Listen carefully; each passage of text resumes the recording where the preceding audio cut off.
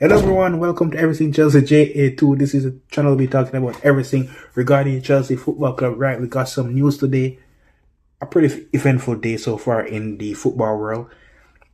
Arsenal is 0-0 versus Sporting Lisbon, and would we say a shock over the other side? It's Real Madrid versus Bayern Munich. Bayern Munich is leading 2-0 against the odds. It's not against the odds.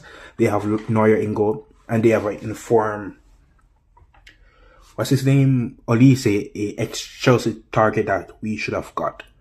Just because of wages, stuff like that, Bayern Munich swooped in, got him. Guys, don't deny this. Chelsea, we know our talents. It's just to go the extra mile to actually secure the talent is our problem. Hoyson from Real Madrid, sorry. He was a transfer target. He was close. We didn't pull the trigger. Olise, another target. We were close. We agreed everything, by the way. We did not pull the trigger. The trigger. It's our fault, you understand? It's our mistake. We didn't finish our dinner. And this has put us in the situation that is, we have Garnacho and we have Neto as our wingers. It's our fault. It really is our fault. But right, no negatives. No negatives. We're talking positive today. We're talking about the news that we have right here. Right. So first news of the day, and this is coming from Vero Brunati. I think it's a Argentine source. Source is close to Enzo Fernandez, indicating his priority to renew as long as Chelsea FC meet his requirements. I'll put it up on the screen so you could read with me right there. Right there. Oh my god, I love this editing scene. Right, so my thoughts. Guys, you know my ratings for Enzo Fernandez. You know that I think he is a valuable player for the team. His past actions, I can't say a player doesn't want, it's wrong for a player to want to go to one of the biggest clubs in the world, Real Madrid, where we lost Eden Hazard from Real Madrid, right? But it's the going, the way that you do it.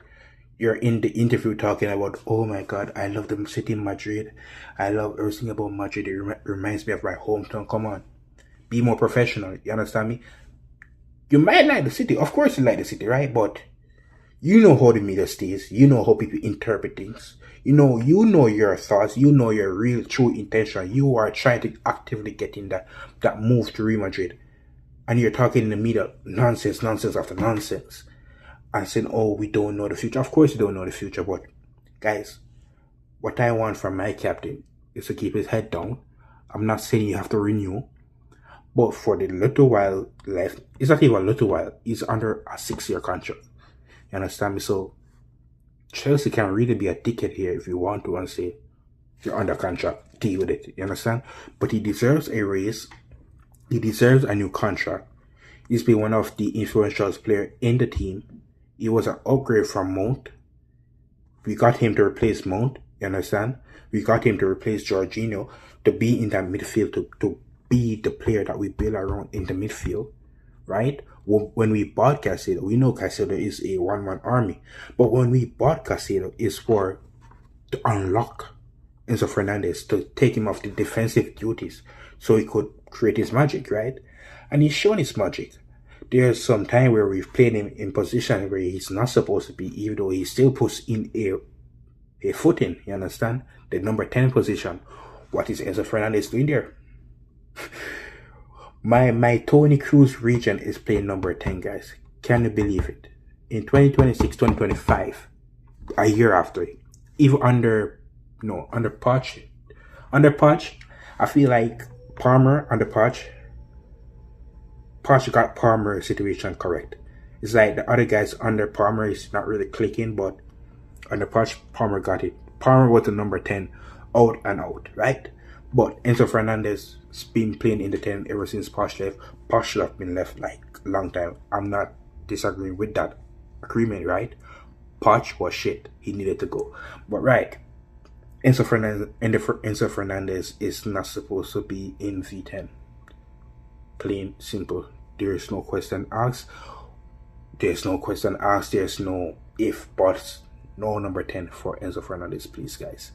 That's my wish. That's my manager. Any manager that comes after DM Rosina, I'm writing off the manager from the start. I'm sorry, but I don't think he's gonna succeed.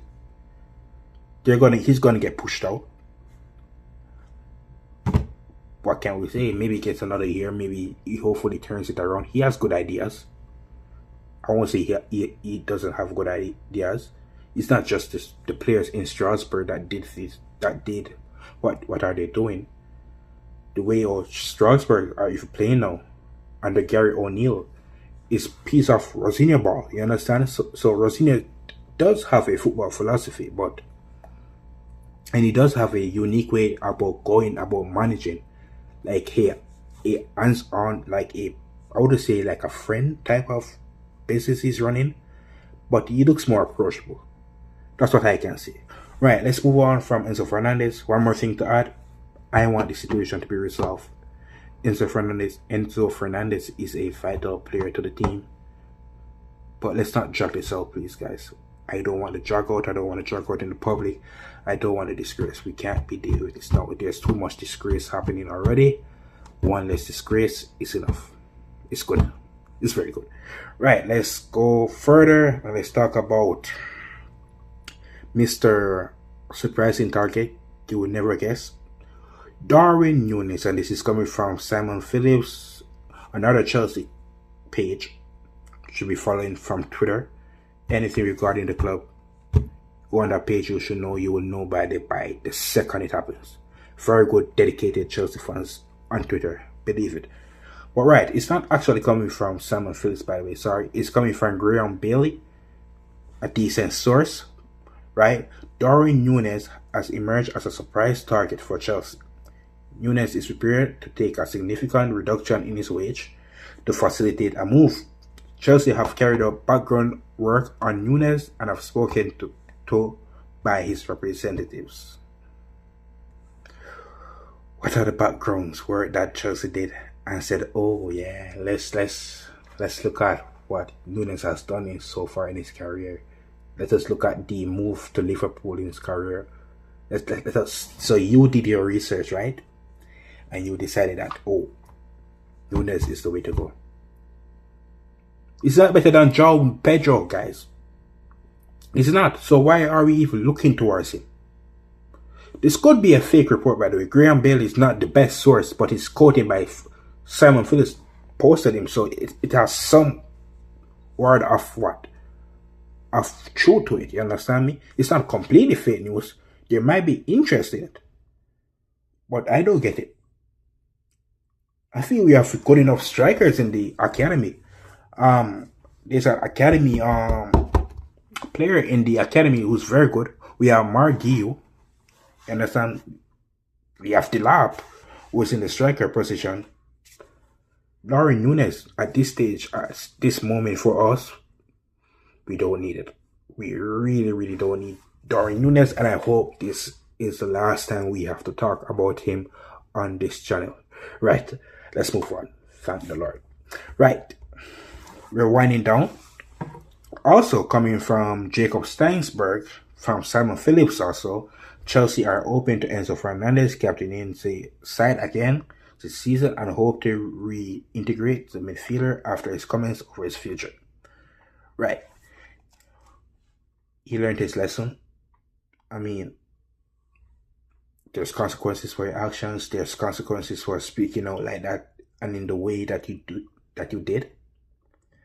Too much is more than enough. Well done for Liam Rosiner for that action. Too much is enough. Let's get you back in the side. Let's get you back wearing that captain's armor because you are the vice captain. And there's a good relationship between Enzo Fernandez and the first captain, Reece James. I'm not, please don't get my words twisted. Enzo Fernandez does love the club. You understand me? He does love the club, but the past actions, and I understand he's frustrated with the project. We all are. You understand? Because stupid buys, even after the Club World Cup, stupid buys were made, sorry. That should have been made. You understand me? We won the Club World Cup by the young players. Well done. It's time to go up a notch. Let's get the Champions League. Let's get the Premier League. We're not saying you have to win it this season, but let us go for it. And we haven't done that. We really haven't. Right. And to end this off, no, now two more news actually. This is not a surprise, but Moises Caicedo is in line to captain in Chelsea against Man City. He's the vice captain. He's the third vice captain. I think maybe Palmer is the fourth captain. I think so. It's between him and Tosin, but I don't get the sense with Tosin, but I think he's the third vice captain, so that's no surprise there. And to run it off, let's go back to Strasbourg. And I think there's a little dissatisfaction over Strasbourg regarding Barco coming in to Chelsea. I'll get it up on the screen. It's coming from Alex Crook. Chelsea and Strasbourg are currently in talks over the fee of Barco. I'm talking. Myself is talking to me. That's how it goes. Me right here. Myself over here, right here. We're talking about the fee. That's basically the negotiation right now. Yeah, but Gary O'Neill is thought to be enamored about the prospect of losing his player because Barco is a influential part of the Strasbourg project that's over there, right? He is the center of the team. He gets the ball ticking. He is a bright prospect. Not even a prospect. He's an out and out important player right now. And if we do bring him in, he needs to get game time. He needs to. So I just hope we don't bring him in and flunk his development and his progress. If he comes, he starts over many players. Not many. The starting midfield will always be Caciedo and Enzo Fernandez, maybe Lavia, reaching between two, because I believe Lavia is the best holding midfielder in this club that we got to offer. It's true. But Barco, I think, really can play a part in this team. Let's see where Liam Senior plays him. Probably in the midfield. Maybe he does have a future in the left back. It's not really the defending is not his strongest suit, but I still think he can put a shift regarding the left back position. But right, guys, this is the end of the video. I've missed this. It's been a day that we haven't been posting, and it felt like an eternity. It really did, but thank you guys for watching. And my little Arsenal friend in the comment section, come on the channel, let's talk. Let us do a Arsenal and Chelsea combined 11 at this present moment. Let's see how many Chelsea players can start for Arsenal. I think I might get him rattled. We don't know, but thank you guys. Thank you guys for watching the video again. Make sure to like, leave a share the share button, subscribe, to push out the video to people so we can join the farm to grow the community as well. Remember, I feel something about this channel. I really do. I feel the connection. I really do. But enough rambling. Thank you guys for watching. Next video we'll talk more about Real Madrid getting his ass handed to Bayern Munich right now. But you'll see this video after that, in the early morning. Ciao. I'm Italian now. I guess I'm Italian.